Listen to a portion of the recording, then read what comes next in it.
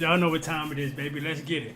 Yo, what it do? SRT gang. It's your boy with the fat SwaggyReacts, and we are back with another reaction video. Yes, I'm on it. I'm on it today, bro. I'm on it. I told y'all. The second day he dropped, and if I'm at work, if I'm at home, I'm dropping it the same day, bro. So it's only right to go ahead and give you guys the newest Mr. Ballen video. So shout out to y'all. Subscribe to the channel.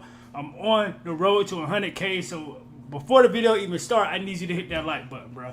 Let's get this video to 500 likes. I ain't finna hold y'all up. I ain't finna hold y'all up. Let's get into it, bro. Let's get into it. Today's story is going to be physically uncomfortable to listen to.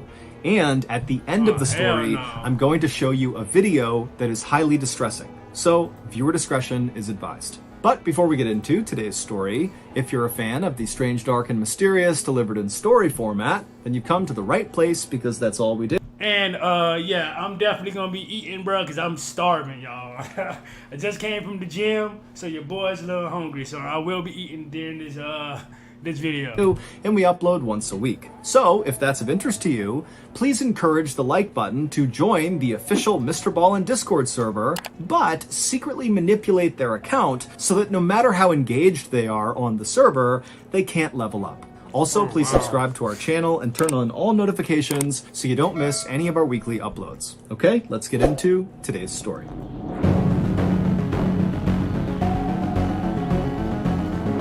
Let's go, baby. Let's go, baby.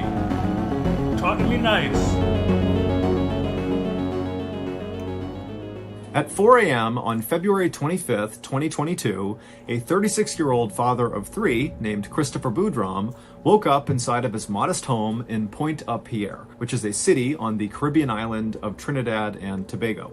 After quietly getting out of his bed so as not to wake up his wife, who was still asleep, Christopher walked into the other room and did his typical morning exercise routine, and then afterward, he made himself some breakfast in the kitchen, and by 5:30 a.m., he was out his front door, into his car, making the commute to work. Christopher was a professional scuba diver, and he had been for over 10 years. Commercial diving is a very broad field to work in, but generally it meant that Christopher was paid to do various tasks underwater, things like inspections or welding or just moving equipment around. For the last 8 months, Christopher had been fortunate enough to be working for a company that was located just 2 minutes drive from his house. It was an oil and gas company called Perea Fuel. And Christopher's duties at Perea Fuel centered primarily on the upkeep and maintenance of several of these underwater pipelines that Perea Fuel used to get the oil off of their ships and onto land where it could be processed. These underwater... Like that could possibly be a dangerous job, bro. Like me personally, not skydiving, because I'm thinking about the other joint. But like just this particular job, bro, like, see, me, bro, my worst fear is drowning, bro. I do not want to drown. So even doing some shit like this, matter of fact, like, what is y'all biggest fear in the comment section, bro? I stop the video and tell me what's y'all biggest fear right now, bro. Like, what is, like your biggest, you know, your biggest fear? Because mine is drowning, bro. I ain't gonna lie to y'all, bro. So this particular job, I will not be looking into, bro. The oil off of their ships and onto land where it could be processed. These underwater pipelines, of which Perea had at least 6, were basically U-shaped. They had these 2 vertical sections on either end that would jut out of the water. And then connecting these 2 vertical sections was a 1,200-foot long section of pipe that ran along the seabed at roughly 60 feet below the surface. And so one of these vertical sections was out at sea, so 1,200 feet off the coast, and ships would literally come by this opening to the pipe that was out of the water, and they would dump their oil into this opening. The oil would go down, it would shoot across this long horizontal section, and then go up the other vertical section much closer to shore where workers could collect the oil and bring it onto land to be processed. So on this particular day in February of 2022, when Christopher arrived at Perea Fuel, he was not surprised at all to find out that he and his diving colleagues would be doing some maintenance on one of these underwater pipelines. Oh my God, I'm terrible, bro. I want to thank everybody for the birthday love too, y'all. My bad. I should have said that before the video even started. Thank every single one of y'all that showed love, that cash up the boy. I really appreciate that too, man, because that shit goes a long way. It goes towards the channel, everything, bro. Like I appreciate all y'all for even, because I didn't have to do it, but I mean, for the ones who did, I appreciate every single one of y'all. Thank y'all, bro. However, there was something unique about the particular pipeline they'd be working on. It was called Berth number 6, and unlike the rest of Korea Fuel's underwater oil transport pipelines, this one had not been active since 2018. So for the past 4 years, it had just sat idle. Now, this was on purpose. For whatever reason, the company had decided not to use Berth number 6, and so they put it into a sort of storage mode, where the vertical section of Berth number 6 that was out at sea was untouched. It was still just poking out of the water, no changes. However, the other vertical section of Berth number 6 that was closest to shore was first plugged up, like imagine putting a cork inside of a wine bottle. That's basically what they did to this vertical section, except they used this huge inflatable cork. Imagine like a huge pool toy. They basically jammed it inside of the vertical section, and then they inflated it so much that it was completely airtight inside of this pipe. And then once it was all plugged up, they submerged this section of the vertical pipe underwater, maybe 5 or 10 feet below the surface, to kind of keep it out of the way of all the ships that would be moving around close to shore. And then also what they did is they put something called a habitat on top of the opening of this now submerged vertical section of Berth number 6. To understand it, you got to picture something else. Okay, so imagine you're in the bathtub and you have a bucket, and you flip it upside down above the surface, so there's nothing inside of the bucket, and you just take the bucket and push it straight down into the water. No matter how deep you push that bucket, as long as you don't rotate it to one side or the other and you just keep it steady, that air pocket inside of the bucket will remain. You can literally reach your hand under the bucket underwater and it will be dry. And so basically that's what this habitat was. Korea Fuel took a huge bucket, if you will, and they lowered it straight into the water and pressed it down and anchored it right above the opening to this submerged vertical section. So there was a permanent air pocket over the opening to this pipe. And the reason for this is because if they needed to do work on this pipe, like for example, today they wanted Christopher and his colleagues to make this pipe active again, which meant doing work on it, the divers could swim down, get inside of this habitat, stand on the little metal platform they put in there, and then they could take off all of their cumbersome diving equipment and just work on the pipe while breathing air. It was really kind of a luxury. And so after Christopher and the 4 other divers he'd be with that day got their instructions, to get Berth number 6 active again, they began getting all their gear together and going over who would be responsible for what once they got down to the habitat.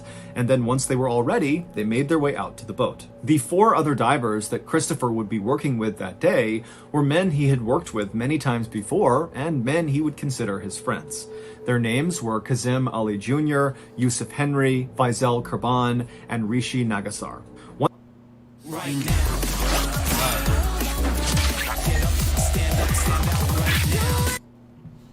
Once their boat had moved just off the coast and had stopped kind of roughly over the area where below the surface was this submerged Berth number 6 vertical pipe and the habitat, the divers hopped off the boat and they swam straight down. They went up and under the side of this habitat wall and they entered into this breathable airspace right around the entrance to this pipe.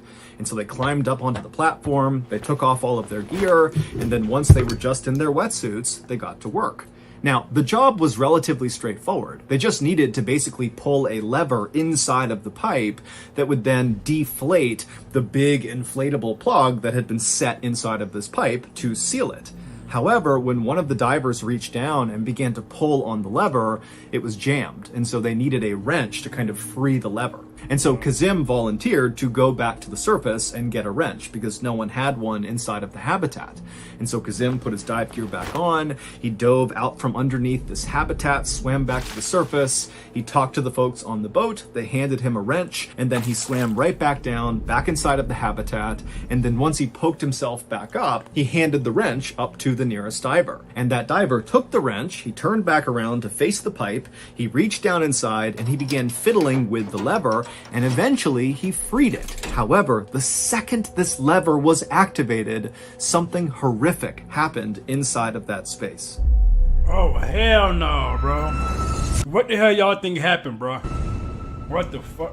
What the... This is not a normal ad. I am not trying to get you to buy anything. Instead, I want you, all you fans of the strange, dark, and mysterious, to join our Discord server. It's completely free. Really, totally free. And if you don't know what Discord is, don't worry. Doing it right I learned now. about it like 2 months ago. It's a totally free to download app that allows communities to get together in one centralized place, and ours is awesome. Once you click on the Discord invite link in the description below, you'll be brought through a very simple onboarding process, and then boom, you're in. And if you have any issues along the way getting set up, we have Well, I'm gonna do it after the video. Know what I'm saying? We definitely gonna be in that Discord for sure, gang. incredible moderators and people in the community that are ready to help you. And then once you're all set up, just start participating. There's so much to do in there. There's all these different forums and voice chats. There's live digital campfire storytelling that members are self-organizing. I'm seriously on there all the time, happy to chat with you. And the more you engage with the server, the faster you level up. You come in. Hey, bro, we definitely gotta meet Mr. Ballen, bro. We did a lot of his videos, man. It just be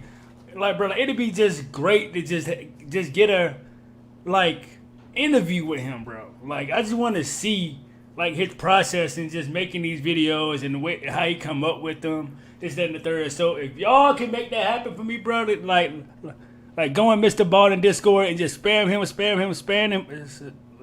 to come, like fuck with your boy. We definitely gonna try to get an interview on the channel, bro. Like, for real. This dude is amazing, man. And the more you engage with the server, the faster you level up. You come in at level 1 with certain privileges, and the top level is level 100, and along the way, each level offers real-life rewards that are specifically tailored to fans of the strange, dark, and mysterious, and I can promise you some of the upper-level rewards are pretty good. Also, we will be using Discord as the place we go to drop announcements, whatever it is, whether it's a new event or a new product or anything to do with our universe, we're going to Discord first. And we have a lot of huge things planned over the next couple of years, and so it really benefits you to be in the know. And again, all you gotta do is join the server. So if you're a fan of the strange, dark, and mysterious, click the Discord invite link below in the description, or click on any of the Discord invite links in my social media bios and join up, and then start participating and work your way towards level 100. But don't wait, because literally thousands of people are doing this, and we will always be able to tell who signed up early. It literally gets attached to your username, and we will likely begin rewarding people that joined the server early. So again, click the Discord invite link in the description below. Okay, back to the story. Definitely doing that. Yes, sir. We don't know exactly how this happened or what exactly could have been done to prevent it, but in short, the second that lever was activated, it began to deflate this big cork that had been plugging up this inactive pipeline for the past 4 years. And when that happened, it broke the seal, and suddenly all this low pressure air that was sitting in 1,200 feet of pipeline made contact with the extremely high pressure air that was inside of this habitat. Oh, wow. And air likes to go from high pressure to low pressure.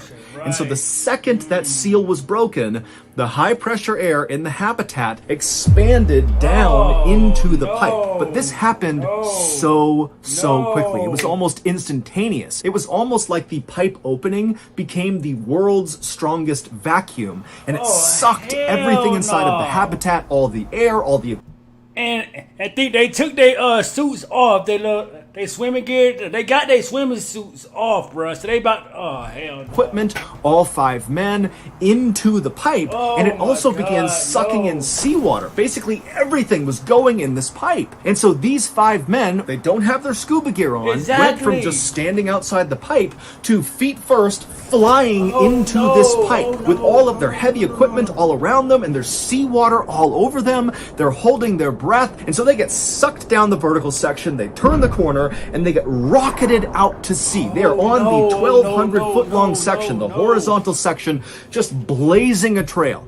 Now think about this. All 5 of these guys have no idea what's happened. They're on a breath hold. They are shooting down a pipe. They can't see anything. The space inside of this pipe is so narrow. It's 2.5 feet across. And so they're getting compressed. Their shoulders can barely fit inside of this pipe. And so you gotta figure that all of them are expecting to die. But eventually, the pressure in this pipe did equalize, at which point this vacuum phenomenon stopped up at the habitat, and actually the habitat kind of refilled with air. And when that happened, all the seawater that was getting pulled into this pipe also stopped. So no more air, no more seawater is going into this pipe. It's kind of like whatever went into the pipe, that's what's down there. And when this equalization happened, these men, who by this point are on a several minute long breath hold, they eventually begin to slow down and come to a stop.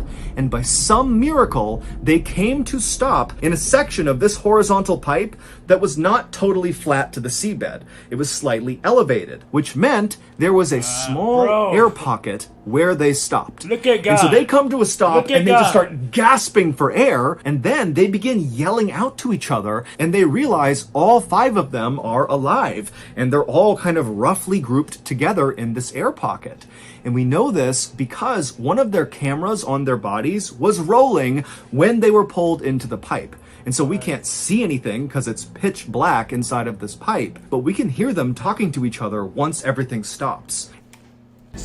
So I'm pretty sure the people on the land like see what's going on, so they gotta like get on it, bro. Like go save these guys, bro. Like do what y'all gotta do, bro. Like this is really fucking dangerous, bro.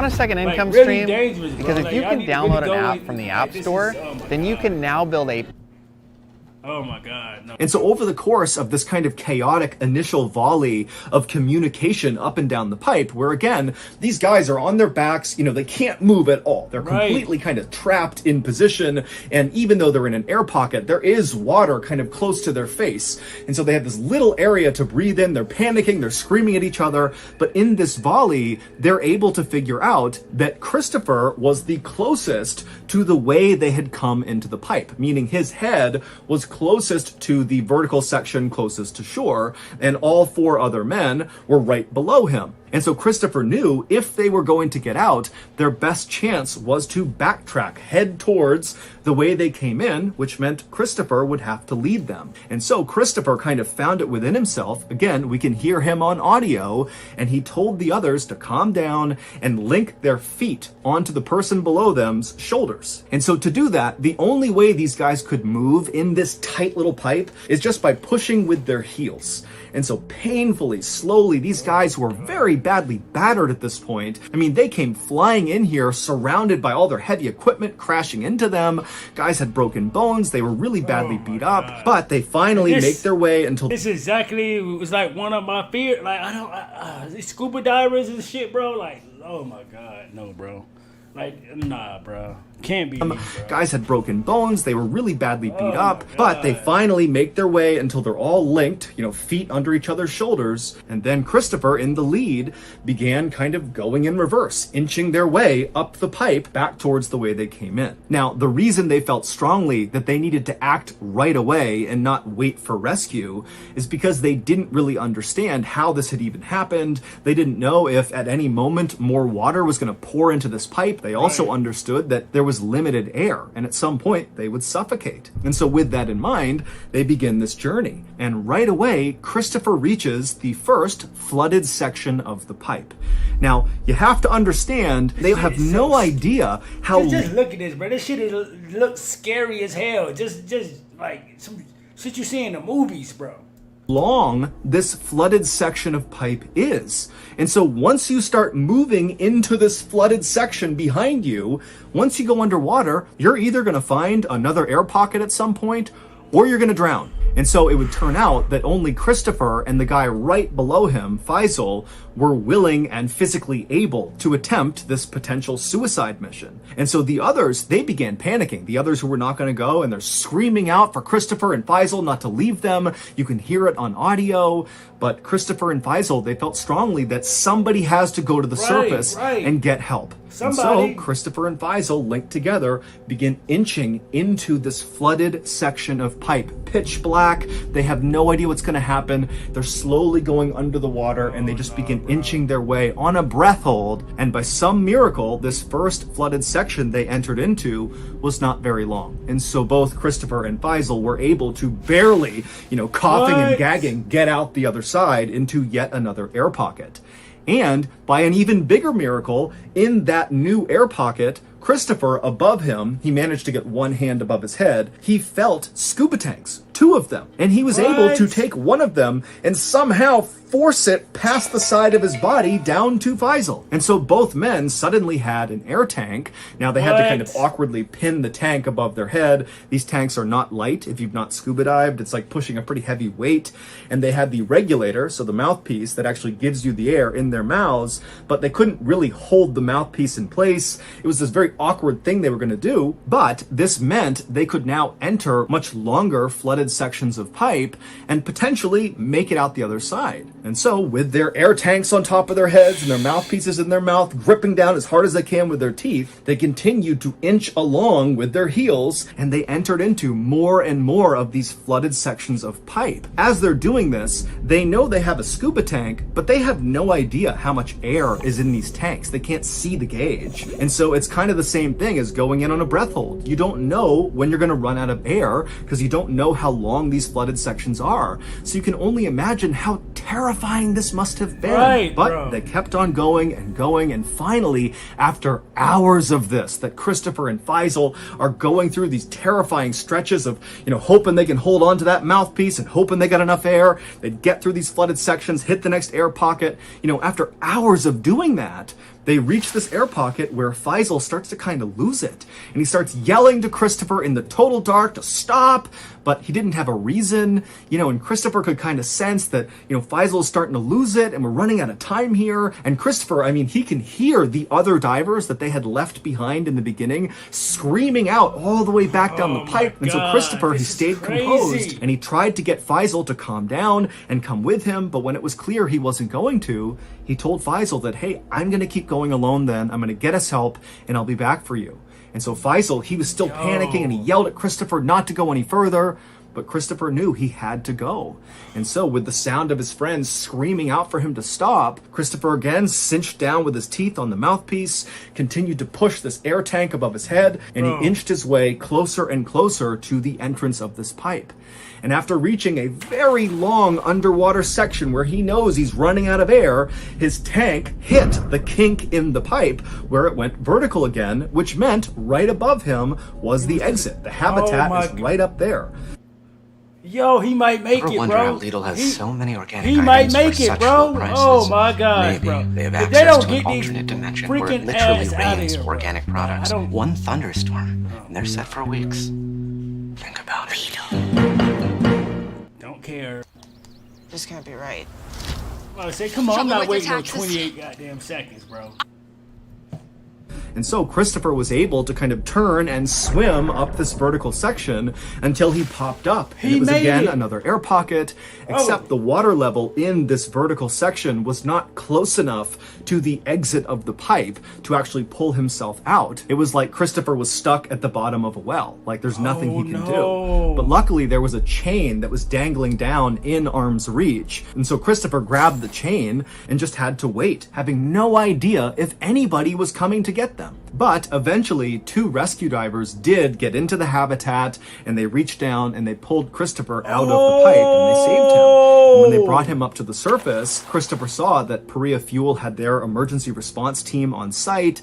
The Trinidad and Tobago Coast Guard was there, and it's clear they're getting ready to do some sort of rescue operation. And so Christopher, who's totally traumatized, he's badly hurt, he still ran up to authorities and told them, all 4 of my colleagues are still alive. I heard them banging in the pipes. I know they're in air pockets. You got to go back down. You got to save them. But Ultimately, the authorities decided What? it was not safe to send rescuers What? down into this pipe. No, And so when Christopher no, bro. Y'all gotta go get these people, bro, before it's too late. I understand that it's way too, like, bro, come on, bro. Y'all are professionals, bro. I know it's a way that you guys can go in there and get these guys, bro. Like, come on, man. You about to have guys. Oh, my God, bro. it was not safe to send rescuers down into this pipe. And so when Christopher found out they were not going to try to rescue his friends who are literally banging the pipe, right. He could hear them, he tried to jump back in the water to do it himself. And they stopped him. And then Christopher was rushed to the hospital where once he was admitted to the intensive care unit, he tried to check himself out to go back. Were they literally about to just let these guys die, bro? Like, literally, this is crazy to me, bro.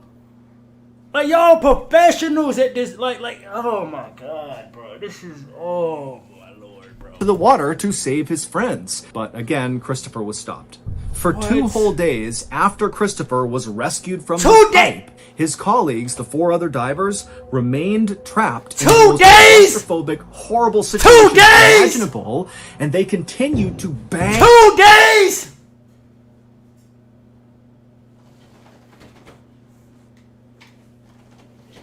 On the pipe and make noises that could be heard on the surface, but nobody did anything. And so finally, on February 27th, the noises stopped inside of the pipe because all of the men died. They either died of suffocation because they ran out of air in the pipe, or they died from one of their injuries, or they attempted to do one of those long underwater sections of pipe on a breath hold because they didn't have scuba tanks, and they drowned. Like, they didn't even attempt. They didn't even try. They just said, fuck them. Like, that's crazy, bro. You just said, fuck these other 4 guys. Like, seriously? Yes, I'm cussing YouTube. I'm sorry, bro. It just pisses me off, bro. Are you kidding me, bro? At least attempt, at least. At least. Like, come on, man. This is... On February 28th, 3 of the divers' bodies were recovered. On my birthday, February 28th, bro. Are you fucking kidding me, bro? Like...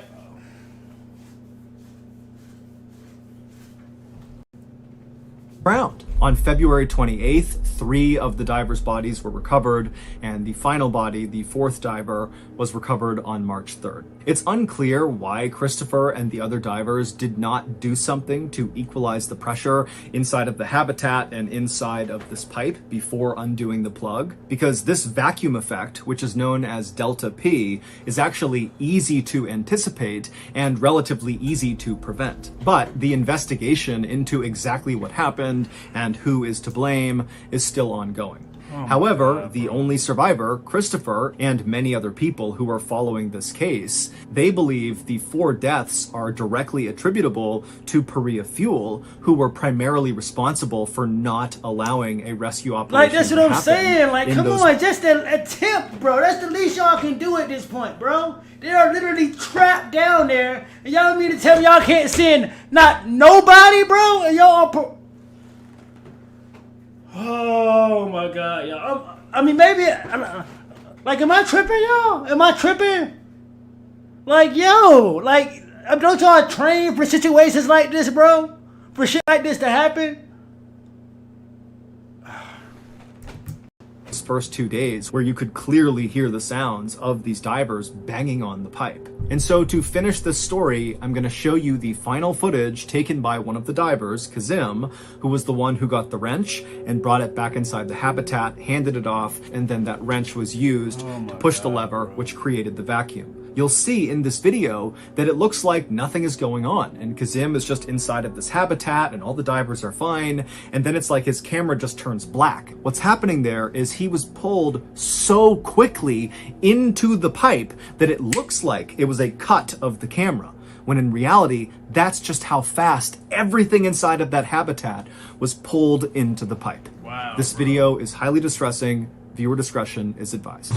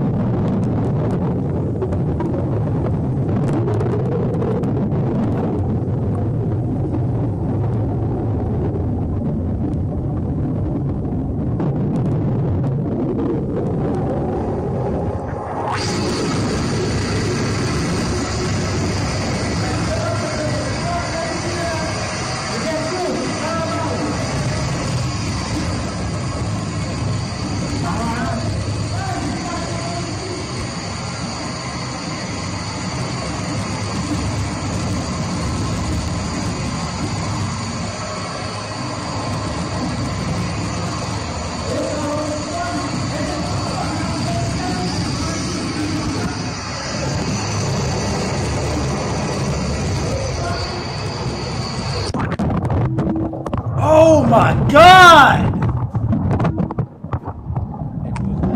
Yo, that's just that.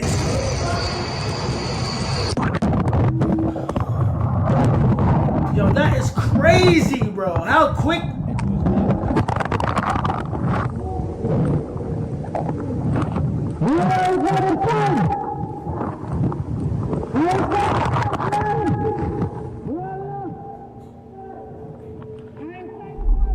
Yo, my God, bro.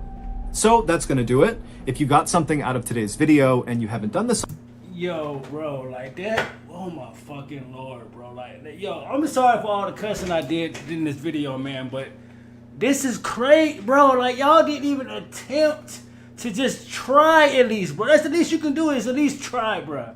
And for y'all to just say fuck them is ridiculous, bro. Just four guys just literally suffered in there for 3 to 4 days, 2 to 3 to 4 days, and y'all did nothing. Y'all just said, oh, well, it's over with. That's, man, bro. Like, share, comment, subscribe, gang. I'm pissed, bro. I'm pissed, bro. I'm gone, man.